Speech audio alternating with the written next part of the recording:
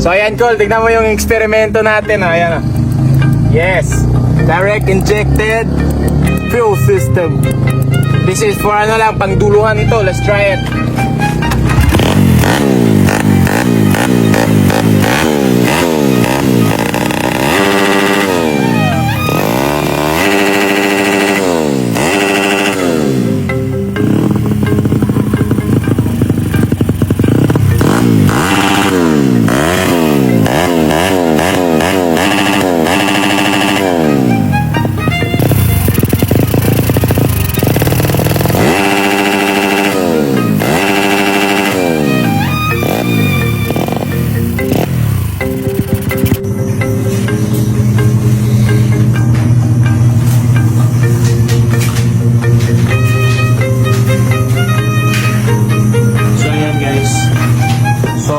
Tinesting na namin kay 2K budget guys. Ayos naman guys. So kinonekta namin ito sa gear shift niya guys. Ito. Pag nag-shift na si Jimsa ng 4th gear,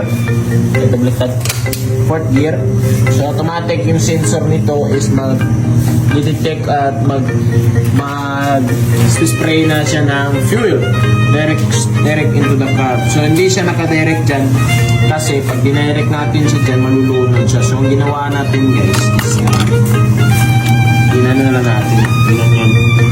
Ginanyan ba? Para siya, sirit ng sirit siya dito, ang mahihigop niya lang yung makukuha nito. So, ayan. So, gumana naman. Ayos naman yung takbo, guys. But we need to make it more efficient. Mas maganda kasi siya sa bigger CC, guys. Sa ito, 52 lang kasi ito eh. Pero, tinesting namin, ayos naman. So, in-adjust lang namin ito. Kaya ganito yung formation niya. Pero, ayos naman. So pag nagpapa-under kami guys, ino-off lang namin to. Yan, tapos fourth gear, bulutin.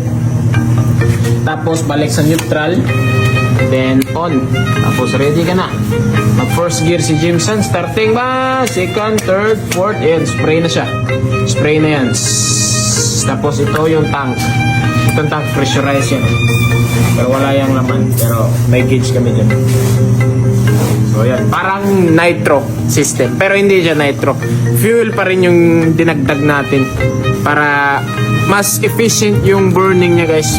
Yung fuel niya, hindi ka na mag-jettings kasi yung fuel niya spray ng injector. Napaka maliit na ano, kumbaga ano na siya ba?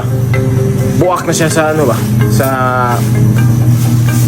paghigop mo na lang ba sa fuel. So ayan, ayos. So ano guys, tingnan nyo na lang yung test run guys, gagawa kami.